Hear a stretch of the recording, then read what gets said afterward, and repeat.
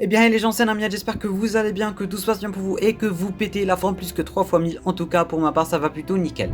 Aujourd'hui les amis, on se retrouve enfin, mais enfin pour parler de la saison 5 de Supergirl.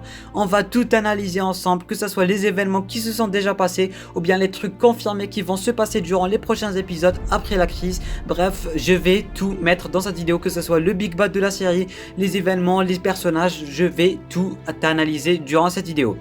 Il était vraiment temps, c'est ma série préférée. Avant le retour de la série, je faisais que des vidéos sur Supergirl, mais après on a eu tellement de nouveautés concernant Flash, Arrow et la crise, j'ai vraiment pas eu le temps d'en parler ou bien de parler de Supergirl. Durant cette vidéo, on va parler de cette nouvelle saison de Supergirl qui a vraiment du potentiel et que je kiffe vraiment beaucoup.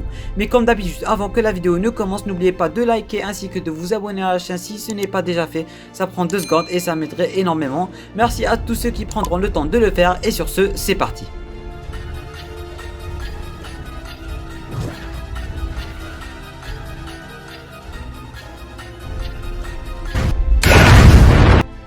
Pour commencer les amis, on va résumer rapidement les événements clés de cette saison. Cette saison, contrairement aux saisons précédentes, se concentre beaucoup plus sur la technologie que la politique. Elle met en avant beaucoup de relations, Kara et Lena, Alex et Kaylee, Brenny et Nia, John et son frère, William et Andrea, William et Kara, Andrea et Lena. Il y a vraiment beaucoup de nouveaux personnages.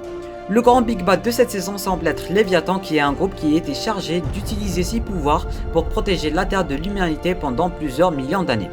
On apprend qu'ils ont manipulé les choses à travers le temps et ont créé des catastrophes qui paraissaient pour la plupart du temps naturelles, à cause des pouvoirs de Ramakan.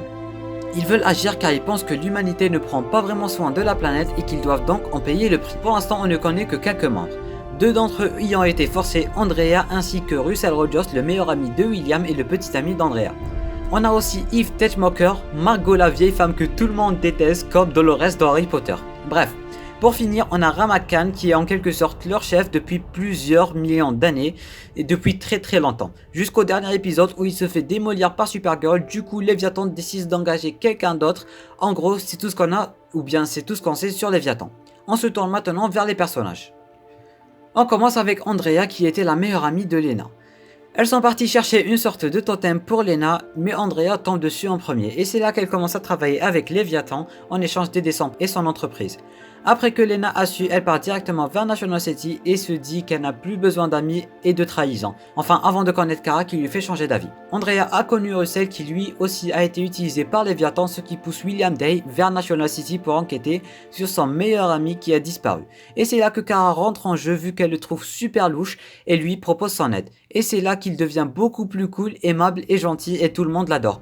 Avec l'aide de Kara et le DEO, William trouve enfin son ami qui est devenu quelqu'un d'autre à cause de Léviathan. Durant cette petite aventure de Kara et William, j'ai vraiment senti qu'il y avait un petit quelque chose qu'on sentait dans la saison 2 avec Monel. Et ça, c'était très géré de leur part. Après ne pas avoir fait ce que Léviathan lui avait demandé, ils finissent par la battre dans les bras de Andrea. Elle aussi, on commence à la comprendre. Et c'est là qu'elle veut arrêter de servir Léviathan, il lui avait tellement pris. On se tourne maintenant vers la relation entre Kara et Lena. Lena savait depuis le début pour Kara, elle attendait juste qu'elle le lui dise. Elle a fini par le lui dire dans une scène très émouvante. Kara croyait que c'était fini et que tout est redevenu comme avant. Mais c'était tout le contraire, Lena voulait juste utiliser Supergirl à ses fins, elle l'a utilisé à beaucoup de reprises. Jusqu'au jour où elle part pour la forteresse de la solitude chercher une arme capable de toucher Ramakan. Et c'est là qu'elle lui avoue tout, que rien n'était sincère et qu'elle ne faisait que l'utiliser pour voler Myriad. Comme par hasard, le jour où Ramakan passe à l'action, Lena fait la même chose. Du coup, les choses se compliquent avec le DEO et Supergirl et ils se retrouvent avec 2 menaces en même temps. Avec l'aide de John et Akrata, ils ont fini par arrêter Ramakan et Alex a stoppé Lena qui, elle, avait fait en sorte de faire arrêter Eve à sa place. On finit par John et son frère qui au début avaient une relation un peu tordue. Maléfique voulait tuer son frère, mais John a su y faire face et s'en occuper. Ils sont redevenus frères et John avait réussi le test du Monitor. Tout ça n'était qu'un test du Monitor, il avait tout mis en scène. Je crois que j'ai fait le tour sur tous les points de cette saison qui, ma foi, est très cool et qui nous réserve du lourd. En parlant de réserver du lourd, le 5e épisode de la série est pour très bientôt. Beaucoup de personnages vont revenir, comme Samantha, Arias, Win, Emonel et la région. Mais le plus cool les amis, c'est Samantha, j'aimerais tellement la revoir. Durant cet épisode, il y a de fortes chances que Kara révèle son identité dans une conférence de presse. On le sait grâce à des photos du tournage qui ont fuité. Si c'est vraiment le cas, il y aura un changement radical dans la série et peut-être même que Lena l'aura obligé à le faire. Toujours avec les prochains épisodes, on a quelques titres. L'épisode 10 aura comme titre The Bottle Episode. L'épisode 11 Back from the Future partie 1 qui fait sûrement allusion à la Légion et peut-être le 100e épisode. Épisode 12 Back from the Future deuxième partie. Et pour le 13e épisode, il aura comme titre It's a Super Life. Je crois qu'on a fait le tour sur toute la série d'une façon globale, tout ça pour dire que j'ai vraiment adoré et je suis sûr que je ne suis pas le seul. En tout cas, dites-le moi en commentaire, dites-moi ce que vous avez pensé de cette saison qui s'annonce plutôt cool.